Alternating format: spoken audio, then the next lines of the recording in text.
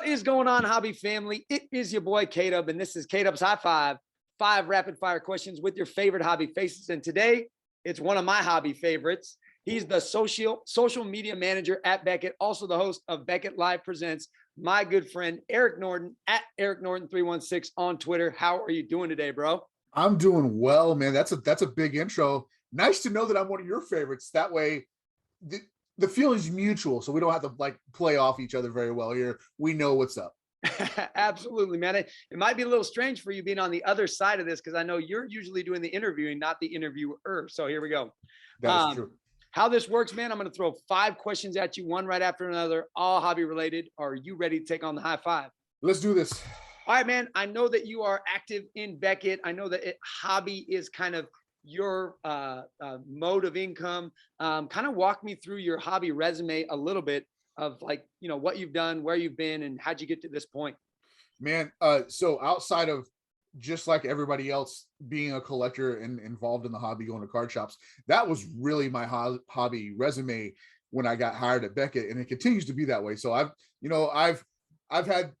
been blessed enough to go and do things with Beckett, travel and go to shows and the NFL rookie photo shoot and that kind of stuff with Panini and stuff. But my hobby resume is I was at a card shop and I overheard somebody talk about Beckett was hiring, and then like 6 months later I got hired. Wow. And you got hired so it's kind of walk me through how you got. Yeah. So I got hired. I'm gonna look. I've told this story before. It's no big secret.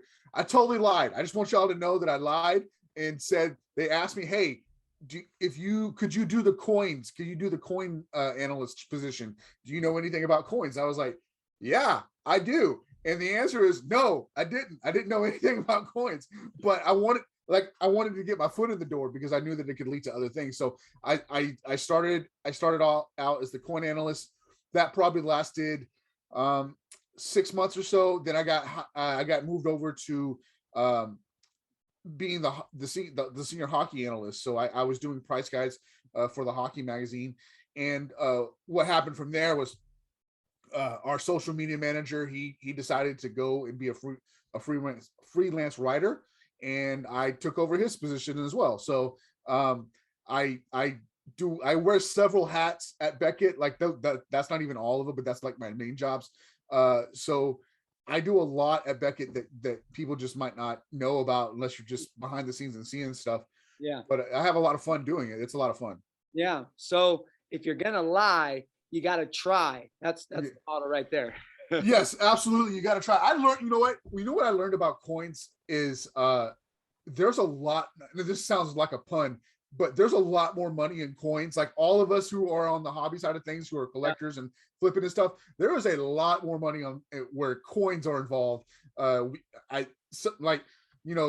million trouts and all that kind of stuff. That's nice. But on the coin side of the thing, yeah.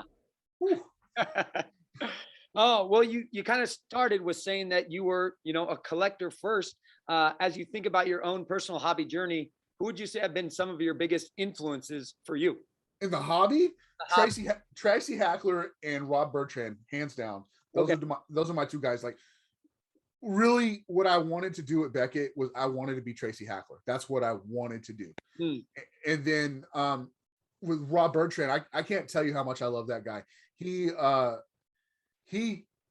People, I don't like the term, but people call me the pod father because of how long I've been sports card podcasting, which is nice. I appreciate that. But in truth and reality, that's Rob Bertrand. He started all of this. Yeah. And whether we realize it or not, back in 1999, early 2000, 2001, he was already doing this. And it's so I love the man for the inspiration that he gives me. He's got a keen ear for what's going on in the hobby, whether you know who Rob Bertrand is or not, which by this point, if you don't know who he is, you're probably doing yourself a disservice.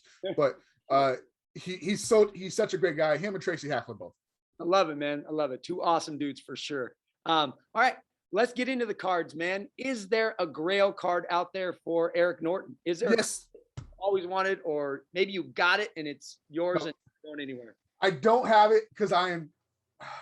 This is known, and I don't have it because I'm just cheap, I guess, maybe. It's a 1951 Topps ringside Rocky Marciano rookie. Like Okay. that's like I could buy it raw, and probably anywhere between $200 and $600. Yeah. But I got kids, and I just can't I can't swing that sometimes. But like graded copies, like nice graded copies that present well, they could be anywhere between $900 and $6,000, just depending on the grade.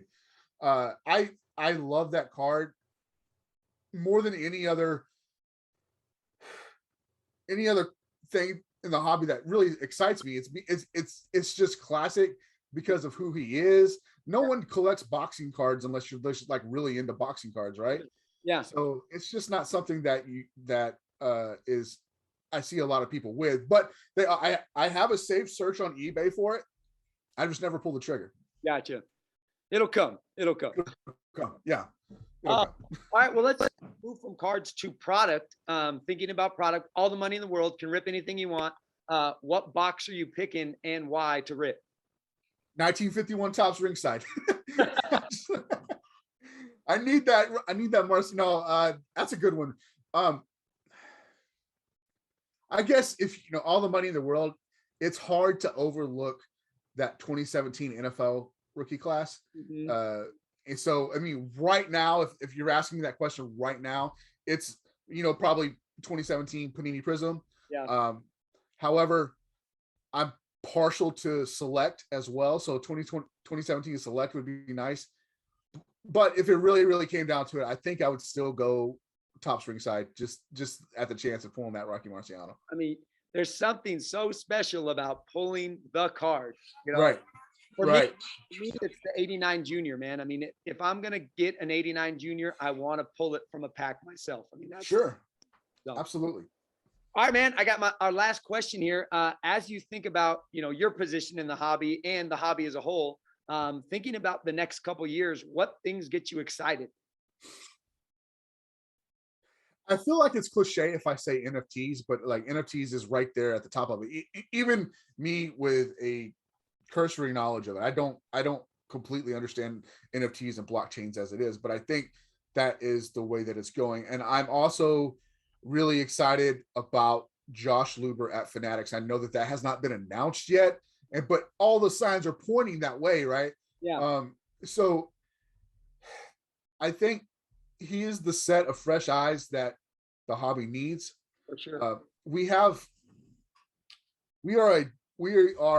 an old boys network, right? In the hobby, we tend to see things the way that we see them, and that's the way we like them. And a perfect example would be the rookie card explanation with 2022 Topps Series 1. It's some people don't want to give, and some people want to take everything. I think Luber is a person that's right in the middle. He's our age. He understands both the past and looking into the future. I think he's the set of fresh eyes that we need. Right on, man. I love it. I love it. All right. Well, hey, I got one bonus question for you here. Okay. All right. Let's do this. You and me are the same, man. We're 90s kids. We're hip hop heads. Yep. Looking at the Super Bowl last weekend, the halftime show, what grade do you give it and why? Okay. Here's the thing. You know a little bit about me, right? I'm a Christian, and I love the Lord. I love that relationship that I have with Christ. So I'm saying that to say this. I watched that Super Bowl halftime show with my pastor's wife, the head of security at my church, and his wife, and then a new young couple from my church. We were all at my house watching that show, and it took everything in me not to get up and walk through the living room. So I gave it a 10. If I was Billy Bob, 10. I gave it a 10.